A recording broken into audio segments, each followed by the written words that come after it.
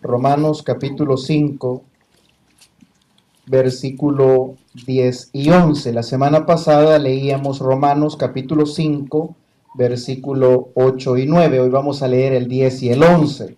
Seguimos aprendiendo acerca de qué es el Evangelio verdadero y qué es lo que el Evangelio nos revela. Romanos, Mateo, Marcos, Lucas, Juan, Hechos, Romanos, capítulo 5, versículo 10 y 11. Yo leo el 10 y usted me ayuda con el 11. Amén.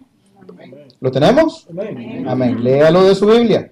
Porque si siendo enemigos fuimos reconciliados con Dios por la muerte de su Hijo, mucho más estando reconciliados seremos salvos por su vida. El 11.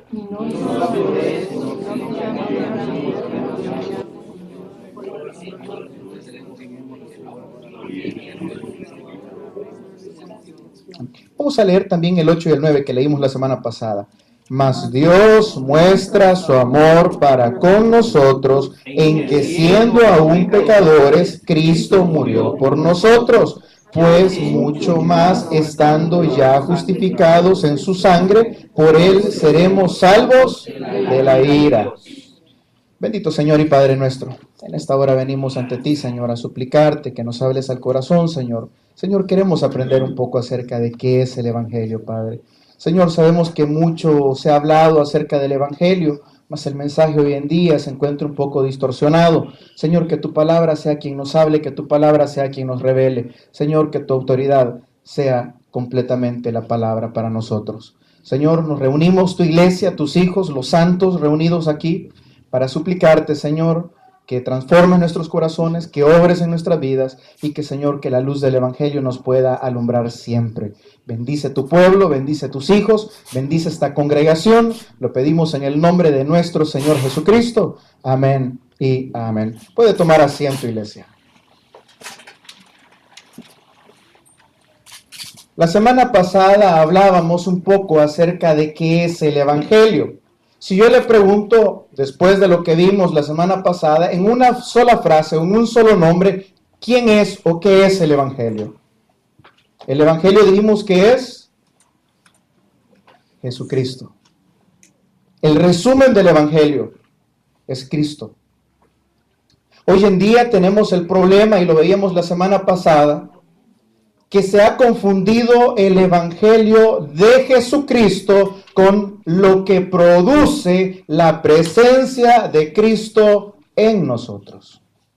Hoy en día pensamos que el Evangelio es venga a la iglesia, pensamos que el Evangelio es leo mi Biblia, pensamos que el Evangelio es que Dios me va a dar, que Dios me va a bendecir, cuando el Evangelio en esencia es Cristo, su obra, y lo que hizo tanto por nosotros como lo que hace en nosotros. Jesucristo es el Evangelio. Decíamos que la palabra Evangelio viene de una frase en su original que significa buenas noticias o buenas nuevas. ¿Cuál es la buena noticia? Que Cristo murió por los pecadores. Para entender qué es el Evangelio, para entender el mensaje precioso de lo que Cristo hizo por nosotros, tenemos que entender algo. Le voy a hacer la pregunta y se lo voy a hacer de esta forma para que usted me lo pueda entender. Si usted sale ahorita, 11 de la mañana en punto, y sale afuera, ¿puede decirme usted dónde están las estrellas? Fíjese que las estrellas están en el mismo lugar, solo que no las vemos. La luz nos impide ver las estrellas, aunque ahí están, pero no las vemos. Ahora entiéndame algo. Cuando la oscuridad del pecado, cuando la suciedad del pecado ha llegado a ser mella en nosotros y entendemos lo oscuro, lo vil y lo sucio del pecado, es que nosotros vemos a la estrella resplandeciente de la mañana, que es Cristo, para darnos luz a nosotros. Mientras usted y yo creemos que estamos bien, que somos buenas personas, que no necesitamos de Dios, tenemos nuestro propio sol que nos impide ver la luz de Cristo. Cuando estás en lo oscuro, ves la luz con mayor facilidad. Una luz muy pequeña puede alumbrar grandes cosas mientras más grande es la oscuridad. Mientras más grande reconoces y entiendes que es tu pecado y es el mío, más preciosa, más alumbrante, más deslumbrante, más gloriosa es la belleza del Evangelio de Cristo en medio de tu oscuridad. Cristo es esa luz en medio de tus tinieblas. Él vino a darle luz a un mundo que caminaba en oscuridad. Y ese es el mensaje del Evangelio. Cristo, cuando caminabas en lo oscuro de tu pecado, Él te vino a dar luz. Ok. Decíamos la semana pasada, señores, el problema más grande de todos los hombres no es el problema financiero, no es un problema de cáncer, no es un problema migratorio como muchos podemos pensarlo hoy en día. El problema más grande de los hombres no es un problema con el IRS. El problema más grande del hombre no es un problema porque no me entiendo con mi pareja, o porque mis hijos andan en rebeldía, o porque me van a quitar el trabajo. El problema más grande de todo ser humano es que algún día vamos a estar como seres pecadores imperfectos delante de la presencia de un Dios justo y un Dios santo y un Dios que castiga y tiene ira. Siendo ese el problema más grande del hombre, que algún día tú y yo, lo creas o no lo creas, vamos a estar delante de la presencia de ese Dios. Te puedo comprobar con la Biblia que el problema más grande del hombre, pecador, es Dios. ¿Cómo así, pastor? Sí. El problema más grande del hombre pecador es Dios. Póngase a pensar un momento. Si usted comete una infracción de tránsito, ¿quién lo para? La policía. ¿Amén? ¿A dónde lo lleva? A la corte. Delante de un juez. ¿Quién te puede meter en la cárcel? ¿El policía o el juez? El juez. ¿Quién es el justo juez de toda la tierra? Dios. Ahora te preguntarás, ¿cuál es tu problema? Tu problema son las autoridades, tu problema es con las personas, tu problema es con el policía o tu problema es con el juez. Tu problema es con el juez. Y algún día todos, sin excepción, vamos a estar delante del gran juicio del trono blanco o delante de Dios dando cuentas. Absolutamente todos. Todos vamos a estar delante de ese Dios justo y santo. Todo hombre pecador va a ser juzgado. Y dice la palabra que todos pecamos y estábamos destituidos de la gloria de Dios. Ahora vámosle dando forma al asunto. Váyase conmigo siempre ahí en Romanos, váyase a Romanos 1:21. Nosotros decimos que el Señor nos ha salvado, que el Señor nos ha rescatado, pero mi pregunta sería, ¿de qué Dios te ha salvado? ¿De qué Dios te ha rescatado? Romanos 1:21. ¿Lo tenemos? Pues habiendo conocido a Dios, ¿qué dice? No le glorificaron como a Dios, ni le dieron gracias, sino que se envanecieron en sus razonamientos y su necio corazón fue entenebrecido. Ok. Aquella persona, se lo voy a poner fácil, todo el mundo sabe que hay Dios.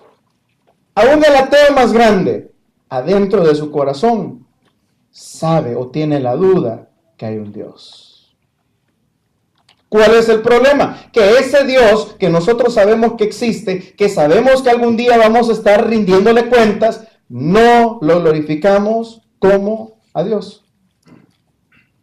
Si Dios es Dios, si Dios es el Dios de toda gloria, y algún día tú y yo vamos a estar delante de su presencia, ¿crees que un Dios santo, justo, glorioso, precioso, bellísimo, va a aceptar que durante toda la vida que Él te dio, que Él te prestó, nunca le hayas glorificado como a Dios?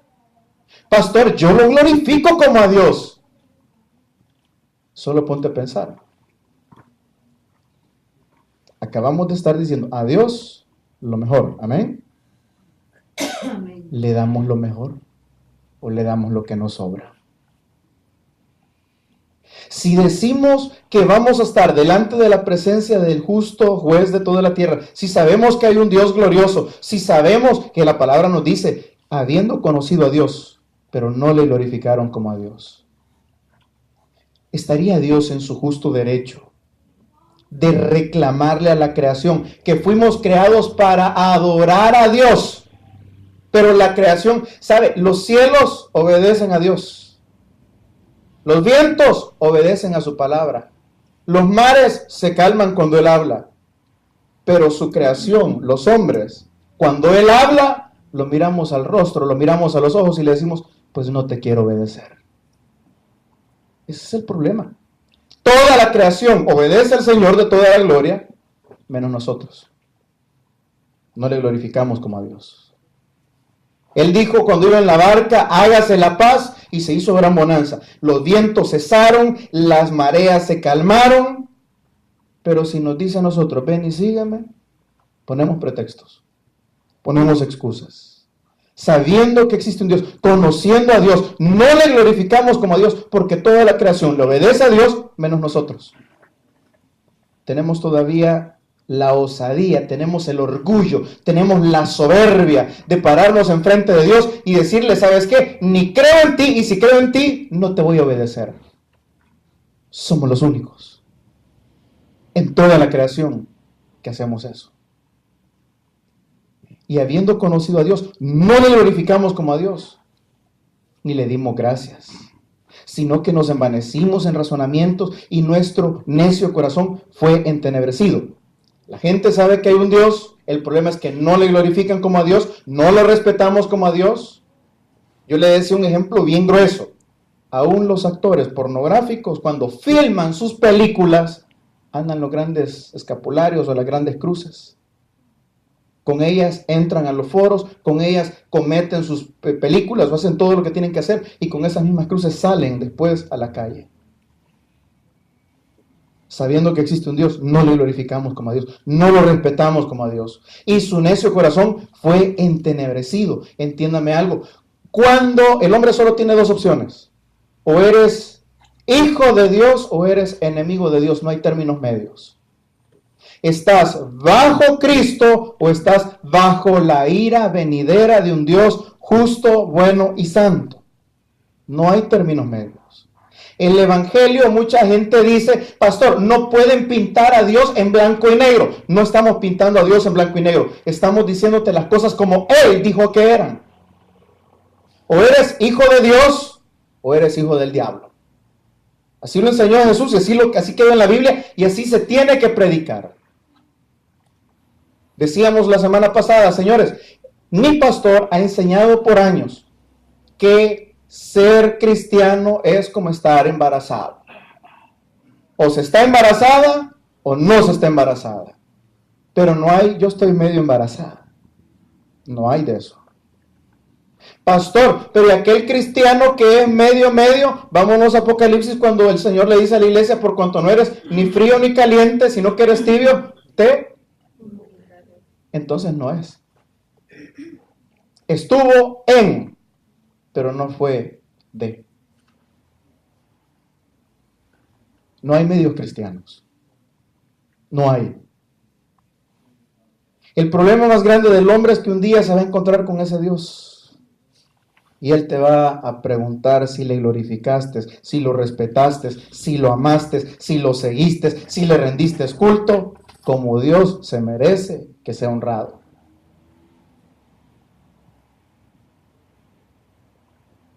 Al salir del paraíso, váyase conmigo a Génesis, capítulo 3. No me pierda Romanos porque vamos a regresar. Génesis, capítulo 3. Te puedo mostrar con la Biblia que Dios es un Dios que castiga el pecado. Hoy en día tenemos un concepto de Dios o queremos resumir todo el Evangelio en un solo versículo o queremos relacionar o encerrar a Dios en una sola frase. Dios es amor. Sí es cierto, es una verdad bíblica, pero no lo es todo en la Biblia. Te lo compruebo. Génesis capítulo 3, Dios empieza el castigo a la desobediencia. Versículo 17. Dios le dice al hombre, por cuanto obedeciste a la voz de tu mujer y comiste del árbol que te mandé diciendo no comerás de él, maldita será la tierra por tu causa, con dolor comerás de ella todos los días de tu vida. Espinos y cardos se producirá y comerás plantas del campo. Déjemelo un momentito. Si usted me agarra solo la frase Dios es amor, el hombre acaba de pecar en Génesis, y si Dios es solo amor, ¿por qué no lo perdonó? Si Dios es solo amor, ¿por qué no perdonó a Adán y a Eva en este preciso momento? Pastores, que no le pidieron perdón. ¿Sabe qué pasa? Dios es justo y Dios es santo. Hubo un pecado contra su santidad, hubo una desobediencia, Dios se le para al hombre, el hombre hablaba con Dios cara a cara, face to face. Y Dios le dice al hombre, acabo de hacer algo precioso para ti, el jardín del Edén, plantas frutales, acabo de hacer todos los animalitos, te acabo de hacer ayuda idónea. Todo lo que he hecho, lo he hecho para que lo disfrutes. Solo te voy a dar un mandamiento, Adán. No comerás del fruto del árbol del bien y del mal. ¿Y qué fue lo que el hombre hizo? Se paró delante de Dios, después que había hablado con Dios, después que Dios le había dado un mandamiento, y le dice, ¿sabes qué? Sí voy a comer del árbol del bien y del mal. ¡Ay, qué malo, Adán! No, si es lo mismo que hacemos usted y yo. Dios nos ha hablado a través de su palabra, y todos los días nos paramos cada vez que nos levantamos de la cama, y le decimos confiadamente, ¿sabes qué? Hoy no te voy a obedecer. Y si Dios es todo amor, ¿por qué no los perdonó? Dios mostró su justicia e hizo gala de su santidad. No los perdonó. Tuvo misericordia. Sí, ¿por qué? Porque le digo, el día que comieres del árbol del bien y del mal, ciertamente morirás. Los mató, en el momento no. Les prolongó la misericordia. ¿Se va entendiendo? Ok. Dios siendo santo, Dios siendo justo, castiga el pecado. Si Dios fuera solo amor, los hubiera perdonado. Pero Dios, por ser santo, después de la desobediencia, y siendo justo, después de lo que hicieron, castigó el pecado del hombre. ¿Quiere encontrar otro lugar donde Dios hace gala de su santidad? Váyase conmigo a Génesis capítulo 6, ahí cerquita. ¿Qué hizo Dios cuando el hombre pecó? Maldijo toda la tierra. ¿Qué hace Dios cuando el hombre en completa comunidad o en completa sociedad se rebela contra él? Génesis capítulo 6, versículo 5. Y vio Jehová que la maldad de los hombres era mucha en la tierra, y que todo designio de los pensamientos del corazón de ellos era de continuo solamente el mal. ¿Y sabe qué hizo Dios? Mandó un diluvio. Dígame, ¿y que no que Dios es amor y ama al pecador, pues? Sí, pero también Dios es santo y Dios es juez y Dios es justo. Por 120 años le dijo a Noé, hazte una arca de madera de gofer, en ella vas a entrar tú, van a entrar todos los animalitos, y durante 120 años que duró la construcción del arca, hubo esperanza para que todo aquel que quisiera pudiese entrar en el arca. Pero el hombre amó más las tinieblas que la luz, y los hombres dijeron, pues no entramos. ¿Y qué hace eso? Se derrama la ira de Dios. ¿Sobre quién? Sobre los hijos de desobediencia. Castigo del pecado de un Dios justo contra una creación pecadora, que es la única que se levanta todos los días y le dice directamente a la cara a Dios, hoy no te voy a obedecer.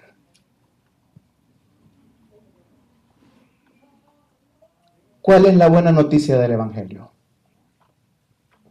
Jesucristo vino a anunciar las buenas nuevas, que es lo que leíamos en Romanos capítulo 8.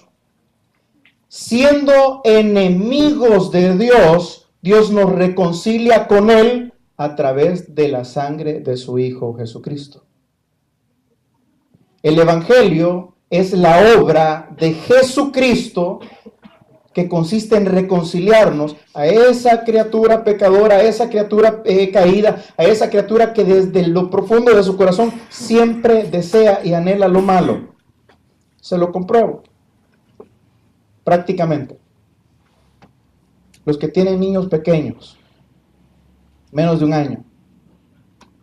Usted puede ver que su niño quiere agarrarle su reloj o en caso de las hermanitas, sus aretes. Y usted, como el niño no tiene fuerza, usted le dice no, y le agarra la manita y la pone. Y el niño vuelve otra vez, intenta quitarle el arito, intenta quitarle el anillo o lo que sea. Y usted le dice, no papá, y usted le quita la manita. Si ese niño tuviera la fuerza de un hombre de 30 años, ¿qué hiciera cuando usted le quita la manita?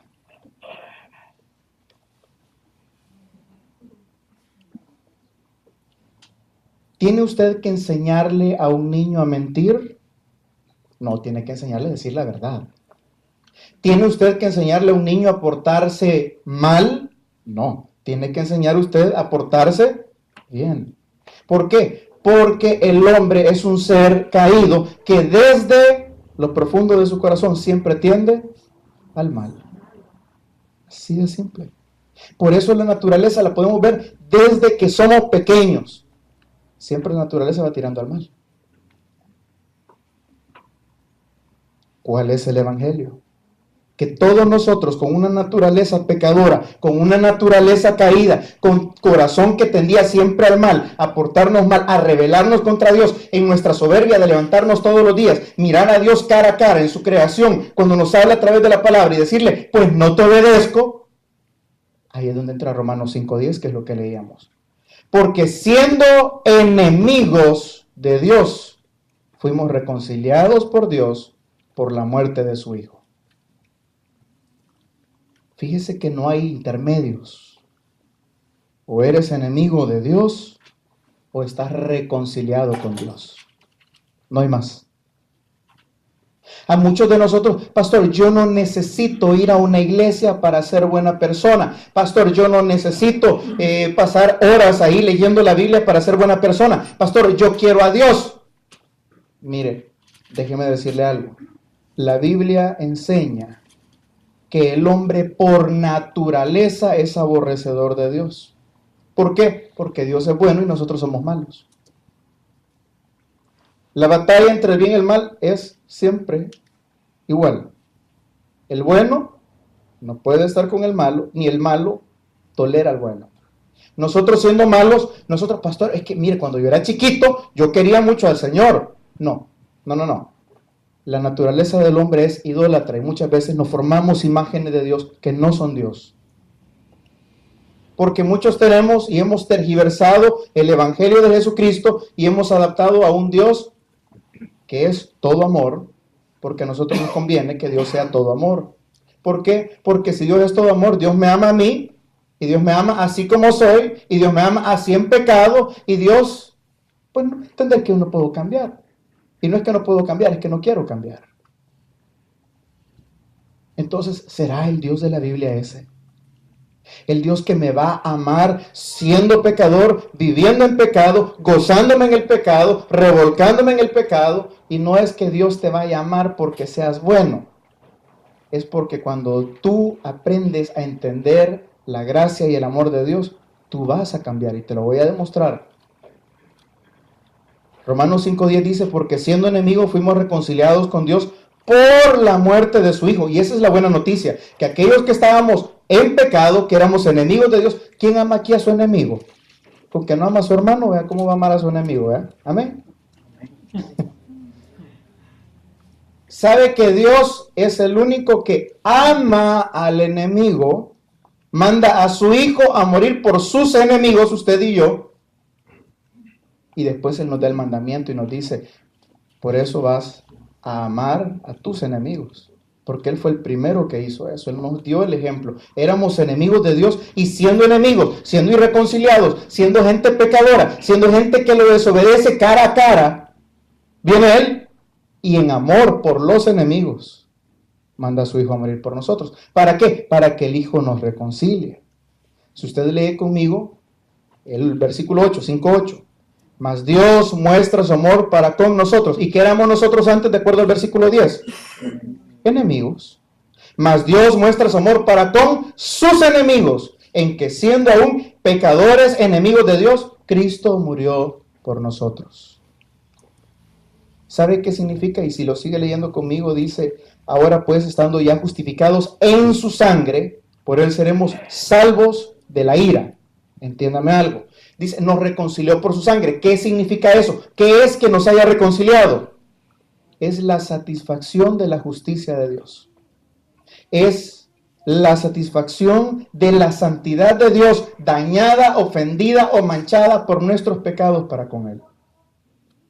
El Evangelio no viene a pretender darte paz para con el hombre. El Evangelio, su principal medio, su principal objetivo es darte paz para con Dios. No pretende primeramente resolver las relaciones horizontales como lo enseñamos la última vez, sino la relación vertical para con Dios. El Evangelio tiene por objetivo central y principal restablecer la comunicación, la comunión entre un Dios santo, bueno, justo y amoroso y una creación pecadora, corrupta, que desde temprano su corazón va tendiente al pecado. Los únicos que se rebelan contra Dios y que le dicen, ¿sabes qué? No te obedezco, ¿sabes qué? No te respeto, ¿sabes qué? Yo no quiero creer en ti. Ese es el Evangelio. Que Dios amó a los pecadores enemigos, los reconcilia por su sangre y los hace amigos. Y más que amigos, los hace hijos. Entonces ser cristiano es estar en Cristo. No en una iglesia, no en un ministerio, no en un servicio. El ser cristiano es estar en Cristo. Y el que está en Cristo es nueva criatura. Amén. Y el que es nueva criatura tiene un nuevo corazón. Y donde hay un nuevo corazón hay nuevos deseos. Ser cristiano no es tener Biblia, no es cantar coritos, no es conocer de la Biblia como algo otros piensan. No es ir a una iglesia religiosamente, no es tener amigos cristianos. Ser cristiano no es diezmar, ser cristiano no es sentirse bonito cuando uno va a la iglesia. Si quieres que nos vamos más profundo, ser cristiano no es dejar de tomar, no es dejar de mujerear, no es dejar de fumar. No es dejar a la otra mujer. ¿Por qué me dice eso, pastor? Porque hoy en día confundimos lo que es el cristianismo con lo que el cristianismo produce. Te lo voy a poner con un ejemplo claro. Jesucristo le dice a Nicodemo en capítulo 3 de Juan, te es necesario nacer de nuevo. Pregunta, ¿por qué Jesús, hablando con uno de los maestros de la ley del pueblo judío, compara la salvación con un nuevo nacimiento? ¿Por qué usar esa figura del nuevo nacimiento? ¿Por qué poner el caso de una mujer embarazada? ¿Por qué poner el caso de eso exactamente? ¿Por qué un nuevo nacimiento? ¿Por qué no lo comparó con la semilla de la parábola del sembrador? Vaya. Ok. ¿Cuántas mujeres han estado embarazadas alguna vez en su vida? La mayoría, la mayoría. ¿Sabían ustedes, hermanas, que existen los embarazos psicológicos?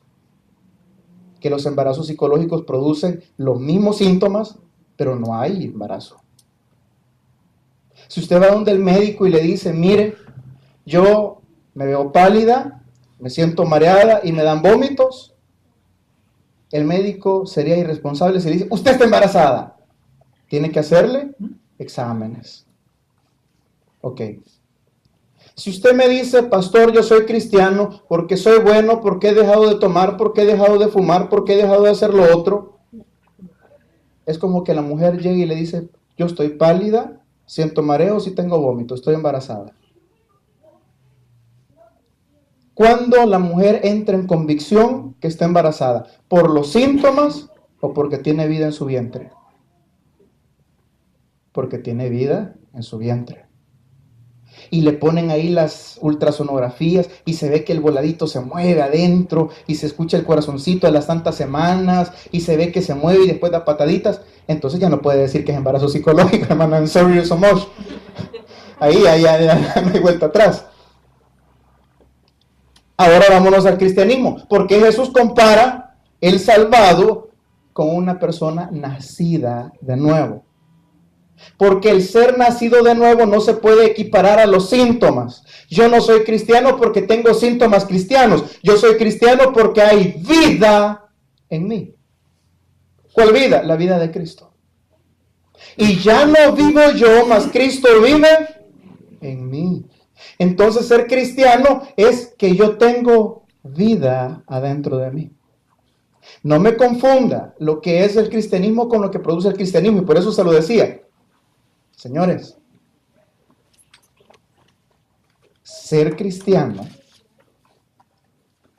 es que usted va a tener a Cristo, una relación con Cristo, va a estar reconciliado por Cristo, va a depositar su fe en Cristo, va a confiar en Cristo, se va a arrepentir de sus pecados, va a descansar no en sus buenas obras, sino en Cristo.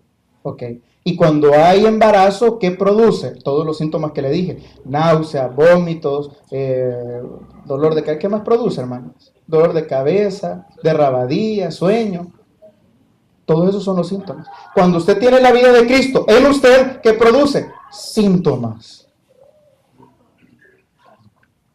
Produce frutos. Produce resultados. Cuando hay vida. Los síntomas no te embarazan. Los síntomas son producto de que hay vida. Tú no eres cristiano por los síntomas o por las buenas obras.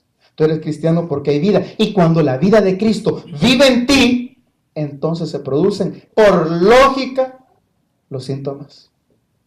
Y entonces la gente ve y dice: quizás, si es cristiano, de los de veras. Yo he escuchado gente que dice: ¿y vos sos cristiano de los de veras o de los medios? Cuando hay vida, están los síntomas. Cuando Cristo vive en ti, se nota. Sigamos. Entiéndame algo, hermano. Dios llama y salva pecadores. Dígale a la persona que tiene la par: pecador.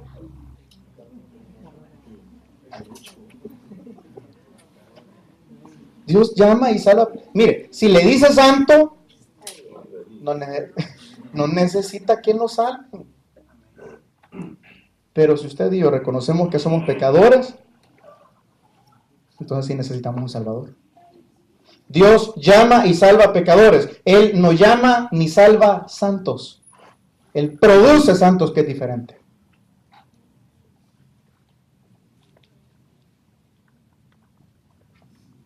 Cuidado con confundir lo que es el Evangelio con lo que el Evangelio hace.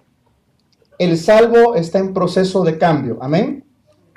La persona salvada por la gracia de Dios está en proceso de ser cada día mejor. Proceso, camino, produce cambio, pero el cambio no te hace salvo. ¿Por qué? Porque no es por obras. El cristiano está en proceso de cambio, pero el cambio no te hace cristiano. Me decía el pastor del Valle de San Fernando, yo se los comentaba el domingo pasado, muchos recibimos a Jesús como Salvador de mi vida, pero no lo queremos recibir como Señor de mi vida. Se lo decimos, sí: Señor Jesús, yo te recibo como mi Señor y Salvador, pero solo lo agarramos la salvación, que es lo único que queremos, pero desechamos su señorío. Si le dices Señor y de verdad es tu Señor, ¿por qué lo tratamos como esclavo? Dame, tráeme, que no termine este año si no me has dado lo que te he pedido. Y si no me lo das, me enojo y ya no voy a la iglesia. ¿Eso es Señor? Le dice Señor y no lo obedecemos, como pasó en el caso de Génesis. Le dice Señor y no le sirves. Le dice Señor y no lo amas. Y si quieres que te lo ponga con la Biblia, te lo pongo. Mateo 4:10. Búsquelo.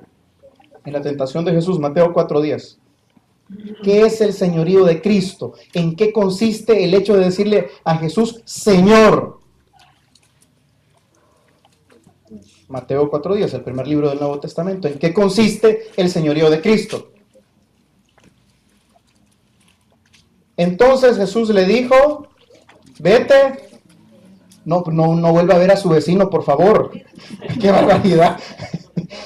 Vete, Satanás, porque escrito está: al Señor tu Dios adorarás y a Él solo servirás. Entonces, el señorío de Cristo está conectado con adoración y con servicio. Y si lo quiere poner un poquito más, con amor. ¿Por qué le dice Señor si no lo adoras, si no le sirves y si no lo amas? Ese es el señorío de Cristo. Tú tienes derecho a decirle Señor cuando lo adoras, cuando le sirves y cuando le amas. Si no, tú lo has agarrado solo como Salvador. Y la pregunta sería: ¿será que de verdad somos salvos si lo has agarrado solo como Salvador? El Evangelio hoy en día ofrece una falsa esperanza y quiero su madurez para esto. El Evangelio hoy en día ofrece una falsa esperanza a los pecadores porque les promete vida eterna pudiendo seguir viviendo exactamente igual. Si la mujer está embarazada va a tener síntomas. Si hay vida en ti, va a producir síntomas. Preocúpese cuando usted dice, estoy embarazada y no le crece la panza, no tiene ningún síntoma, pero usted jura que está embarazada. Aplíquelo al cristianismo. Preocúpese cuando usted dice, yo soy cristiano, yo pertenezco a la iglesia desde hace tanto tiempo, y no has crecido espiritualmente, y no has dado frutos dignos de arrepentimiento, y sigues viviendo exactamente igual que antes, y no ha habido un cambio, no ha habido una transformación en tu alma, en tu ser, en tu espíritu, y no se nota. Será un cristianismo psicológico, igual que el embarazo psicológico. No, yo no soy juez. Cada uno examínese a sí mismo, incluyéndome a mí. ¿Quién es Jesús? Jesús es el Hijo de Dios, el que vino a ser el Evangelio en carne, el que vino a reconciliar a ese Dios santo con esas criaturas pecadoras. El Evangelio debe ser proclamado tal y como está en la Escritura. La fe tiene que entenderse, la fe salvadora, lo hemos enseñado también, lo decíamos el domingo pasado y quiero que lo recuerde. Fe sin arrepentimiento es muerta. Fe sin arrepentimiento, perdóneme, aún los demonios creen y tiemblan. Poníamos la semana pasada ejemplos de gente que dijo haber creído en Jesús y procuraban matarle. Y le dieron la espalda. Y no se habían arrepentido. Arrepentimiento sin fe no pasa de ser una mera culpa que no te va a llevar a ningún lado. ¿Cuál es la fe que salva? ¿Cuál es la fórmula en la cual vamos a encontrar esa reconciliación con Dios? Fe en Cristo, fe en su obra, fe en lo que Él ha hecho, pero también arrepentimiento de mis pecados, sincero. Fe más arrepentimiento nos llevan a la cruz. Fe en Cristo, arrepentimiento, esa fe salva. Lo hemos dicho y lo hemos ilustrado de la forma de una moneda. Hay mucha moneda falsa, hay mucho billete falso. En aquellos tiempos existía. Hoy en día existen falsos cristianos o falsas fe. ¿Por qué? La fe que salva, la fe que agrada a Dios tiene que tener, como la moneda, dos caras. En una cara tiene que decir fe en Cristo y en la otra tiene que decir arrepentimiento. Una moneda que solo tiene una cara, fe sin arrepentimiento, es muerta. Arrepentimiento sin fe no te lleva a ningún lado, porque no es por obras. Fe y arrepentimiento. Esa es la fe, esa es la proclamación del Evangelio. Fe en Cristo, arrepentimiento de mis pecados, llego a la cruz del Calvario y encuentro lo que nunca pudiera haber encontrado afuera. Reconciliación con ese Dios. ¿Por qué es importante tener claro qué es el Evangelio? Cuando usted tiene claro qué es el Evangelio, porque hay otros evangelios, Gálatas 1:6 dice, y cualquiera que os predique otro evangelio que no sea el evangelio que yo les he predicado, dice Pablo, el tal sea anatema.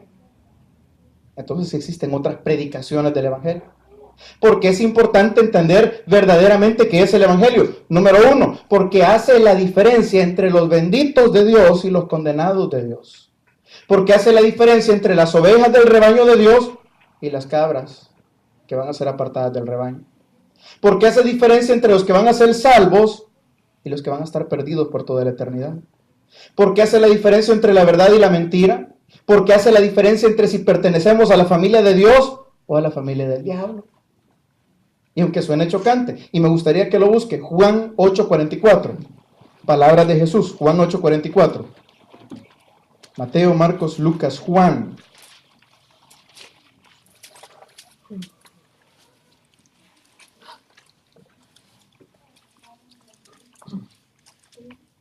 (8:44). Léalo para que no diga el pastor me dijo hijo del diablo. No. Jesús dijo en Juan 8:44, vosotros sois de vuestro padre el diablo y los deseos de vuestro padre queréis hacer. Él ha sido homicida desde el principio, no ha permanecido en la verdad, porque no hay verdad en él. Cuando habla mentiras, habla de lo suyo, habla, porque es mentiroso y padre de la mentira. O eres hijo de Dios, o eres hijo de Juan 8:44, te voy a decir para que no te ofendas. ¿Va?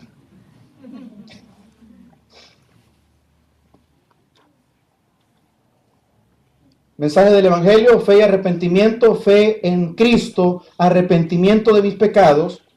Y ahora entiéndame y vamos a entrar en lo que yo le he venido anunciando durante toda la semana. ¿Cuál es el propósito del Evangelio?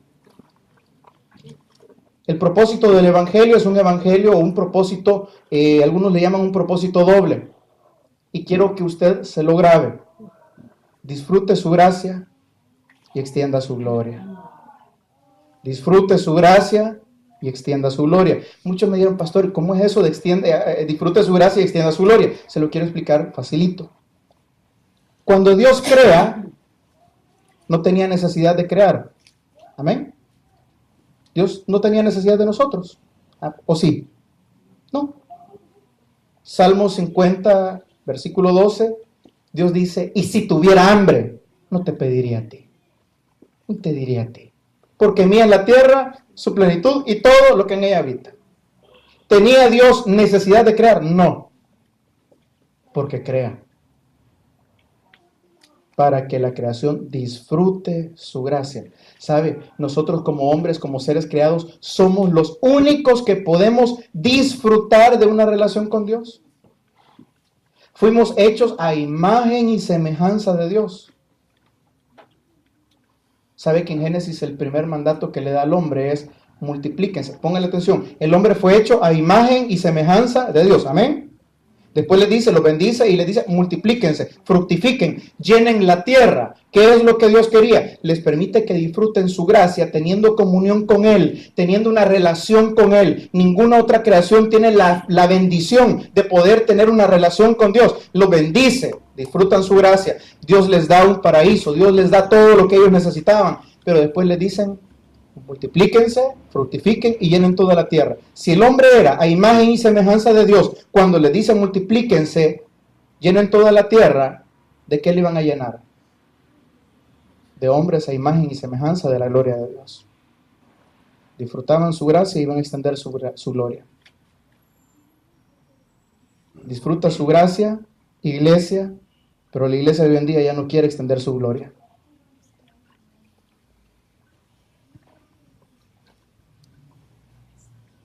El hombre iba a llenar la tierra con hombres a la imagen y semejanza de Dios. Iba a agrandar, iba a extender, iba a agrandar su gloria. Hay versículos que lo cantamos en el corito de bienvenida que tenemos nosotros. Y será llena la tierra de su gloria. Le muestro otro personaje que disfrutó la gracia, pero que también tenía el objetivo de extender su misericordia. Abraham, Génesis capítulo 12, versículo del 1 al 2, Dios le dice, y te bendeciré y haré de ti una gran nación, te bendeciré en gran manera, serás bendición, por medio de ti serán benditas todas las familias de la tierra. Abraham iba a disfrutar la gracia de Dios, pero el objetivo era que extendiera su gloria, porque por medio de ti serán benditas todas las naciones de la tierra. Vámonos a Israel. Busque conmigo, y esto sí quiero que lo busque. Primero busque conmigo Éxodo 14:4. No, primero Génesis 15:3. Está más cerca, Génesis 15:3. Y después Éxodo 14:4.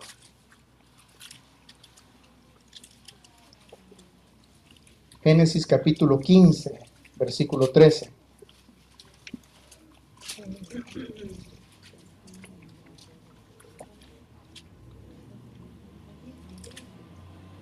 Génesis 15, versículo 13.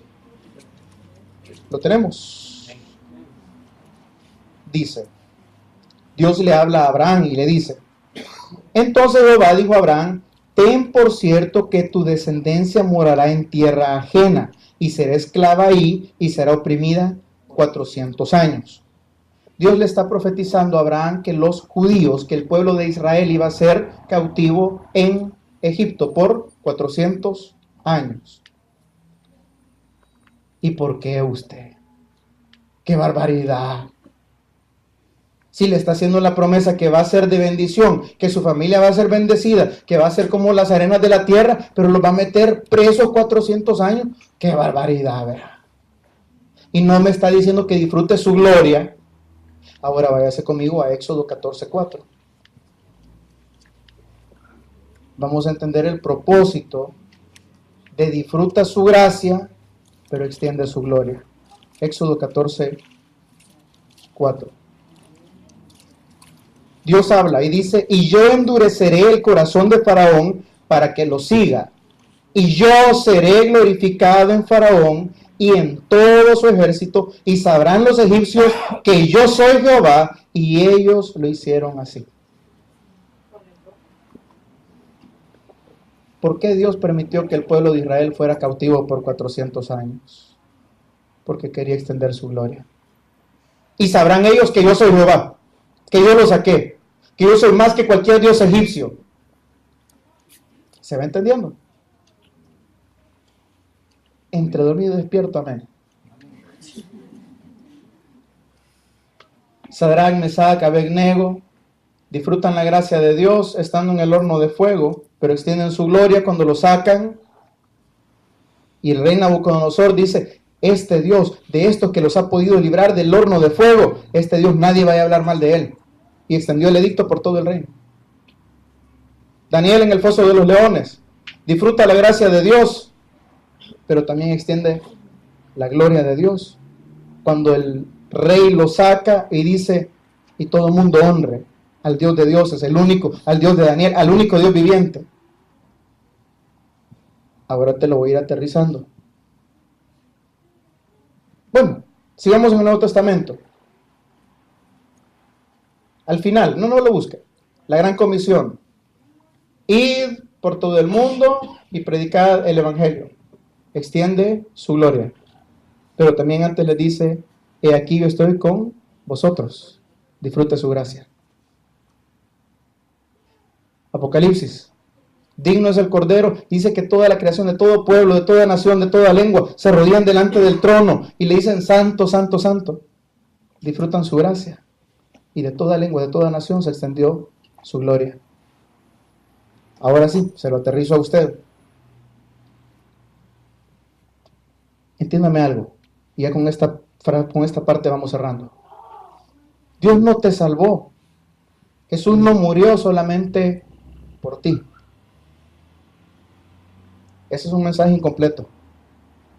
Si digo que Jesús me salvó a mí, murió por mí, vino por mí, entonces el objetivo del evangelio, el objetivo soy yo. Cuando disfruta su gracia, que es lo que hacemos en la cruz, pero extiende su gloria. ¿Por qué? Ahora la pregunta es, ¿por qué Dios nos salvó? Para extender su gloria.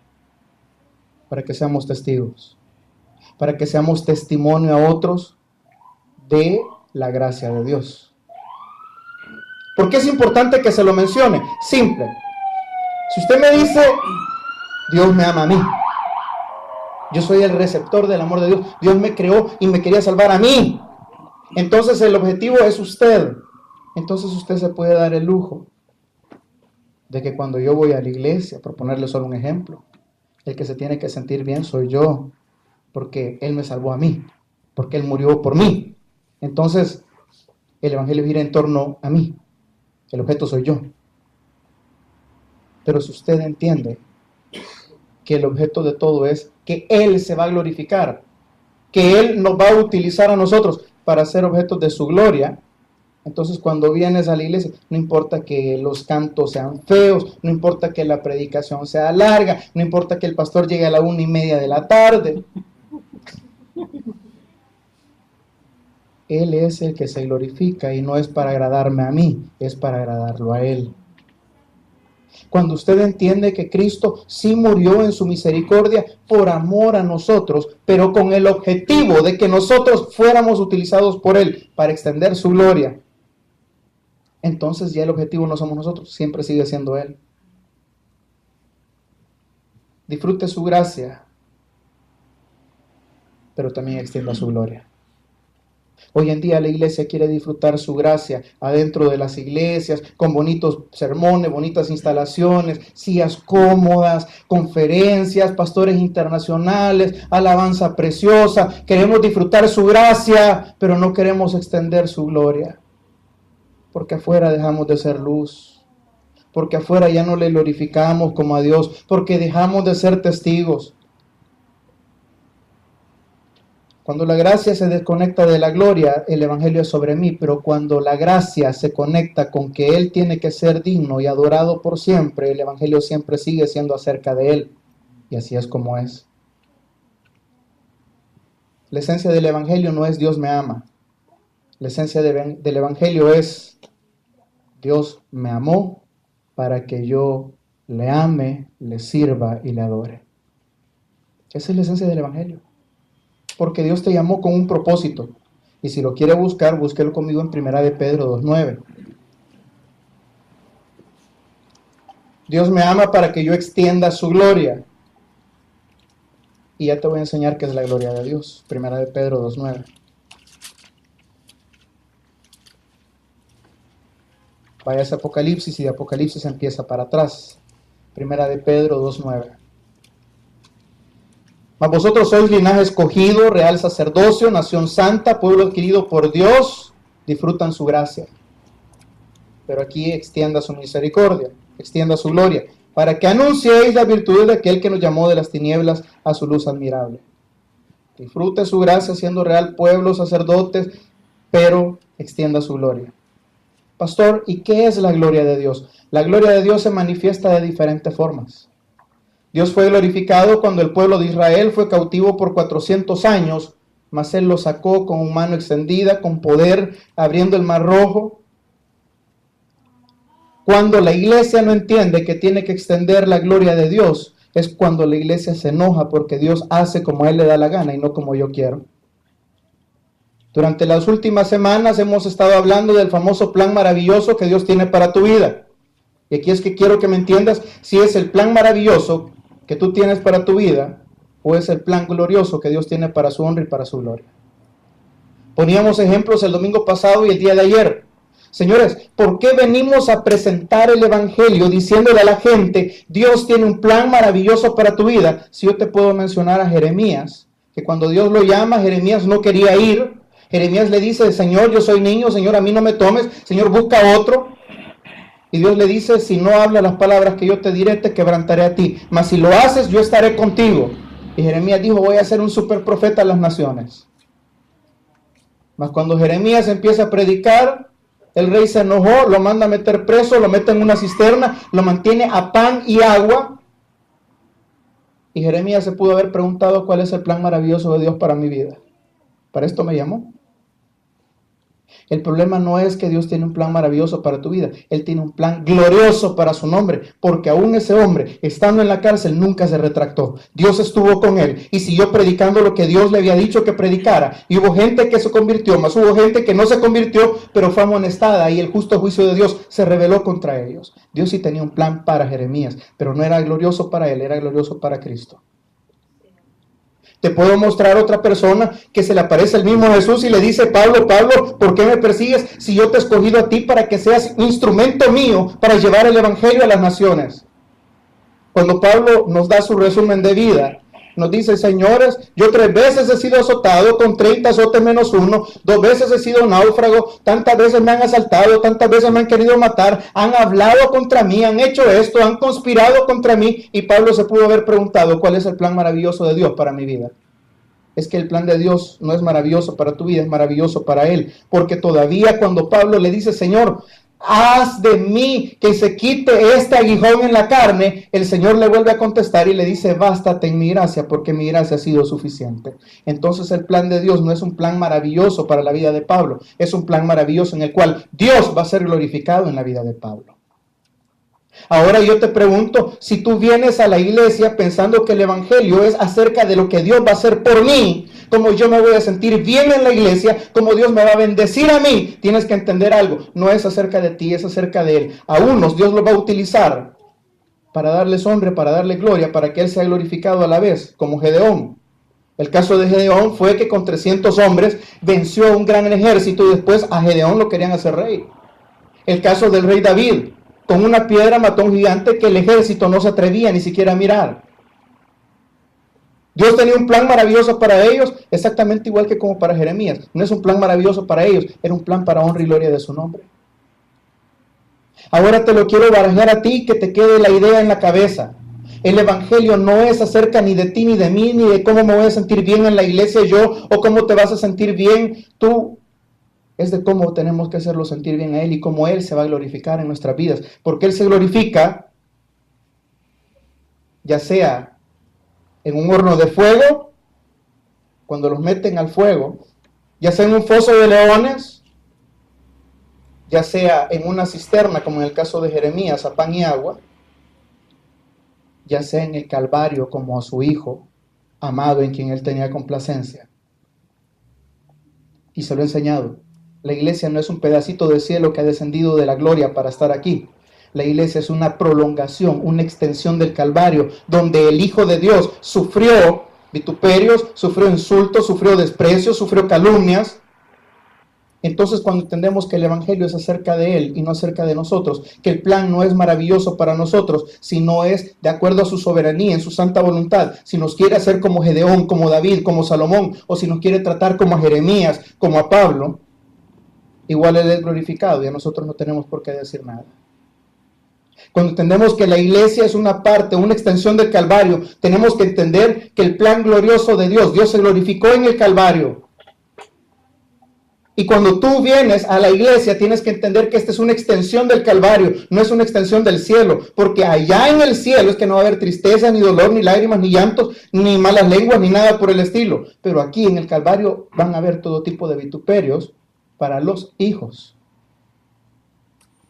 Ay, pastor, ¿y por qué? Porque le pasó a su propio hijo en quien él tenía complacencia, y Él nos manda a tomar tu cruz, a caminar todos los días, a seguirle a Él, porque el plan maravilloso no es para tu vida, es para su honra y para su gloria. Y su honra y su gloria se manifiestan aún en el Calvario, aún en el foso de los leones, aún en la necesidad, aún en medio de la tormenta. Ahí se glorifica el gran poder de Dios en sus hijos.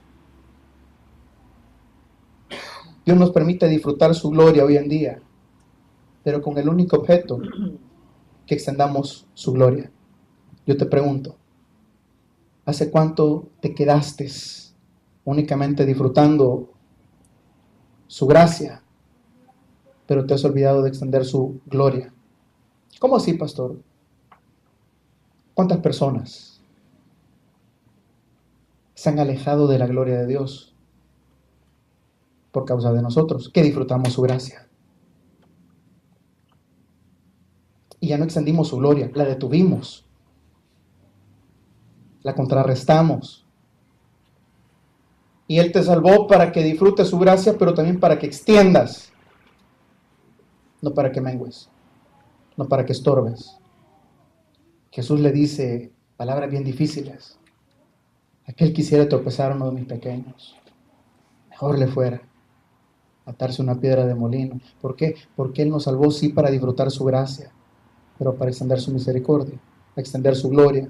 Su gloria en el Calvario es: toma tu cruz y muere a ti mismo, muere a tus deseos, muere a tu ego, muere a tu vanidad. En la cruz, Cristo en el Calvario amó a los enemigos de Dios, y por eso Jesús nos manda con toda autoridad: ama a tu enemigo, porque si amas a tu hermano o tu amigo no tiene ningún mérito. Y Él fue el primero que nos dio el ejemplo. Entonces, en la cruz del Calvario, la gloria del Dios santo, justo, se manifiesta de esa forma. Cuando llegamos a la cruz y tomamos a ese Cristo crucificado, lo metemos en nuestro corazón, lo metemos en nuestra vida, empiezan a producirse todos los síntomas del embarazo, de tener vida, la vida de Cristo. Y la vida de Cristo muchas veces no es gloria para el hombre, pero siempre es gloria para Dios. Amén. Amén. Oremos. Bendito Señor y Padre nuestro, en esta hora te damos gracias, Señor, porque entendemos, Padre, que somos salvos para abrazar tu gracia y tu misericordia. Mas también, Señor, tenemos que entender que estamos llamados para extender tu gloria a cada persona, Señor. Señor, que ese plan maravilloso es maravilloso solamente por una cosa, porque es lo que tú nos has querido dar, porque es lo que tú has permitido en nuestra vida, y porque en medio de ese plan tú estás con nosotros todos los días, hasta el último día de nuestra vida. Señor, a veces nos cuesta entender que el Evangelio no es acerca de nosotros solamente, sino que es para honrarte y glorificarte a ti por sobre todas las cosas. Que no busquemos gloria de hombres, no busquemos glorias personales, no busquemos ver o demostrar cuánto sabemos o lo que hacemos, sino que todo lo que hagamos sea para tu honra y para tu gloria, Señor. Señor, disfrutar tu gracia no es suficiente. Tenemos que extender también tu gloria. Que no seamos, Señor, estorbos para nadie. Perdónanos, Señor, en las veces que te hemos fallado, las personas que hemos estorbado, las veces que hemos callado, las veces que nos hemos quejado en contra de tu plan para nuestra vida. Que podamos entender, Señor, que mis planes gloriosos o maravillosos para mi vida no son los planes que tú tienes para mi vida. Que tus caminos, Señor, no eran los caminos que yo quería muchas veces. Pero que sí podamos entender algo. Si hemos sido comprados con la sangre del Cordero, si siendo enemigos Dios nos amó y nos reconcilió, ahora, Señor, cuanto más estando ya justificados, Señor, ¿cómo no vamos a disfrutar tu gracia? Señor, sabemos que no nos vas a dejar. Tu gloria, Señor, se extiende aún en medio del fuego, aún en medio de los leones, aún en medio de un calvario, Señor. Que nosotros podamos ser parte de esa gloria, Señor. Que por donde sea que estemos pasando, tu gloria alumbre en nosotros. Cante conmigo esta alabanza, iglesia. Si acaso se me olvida.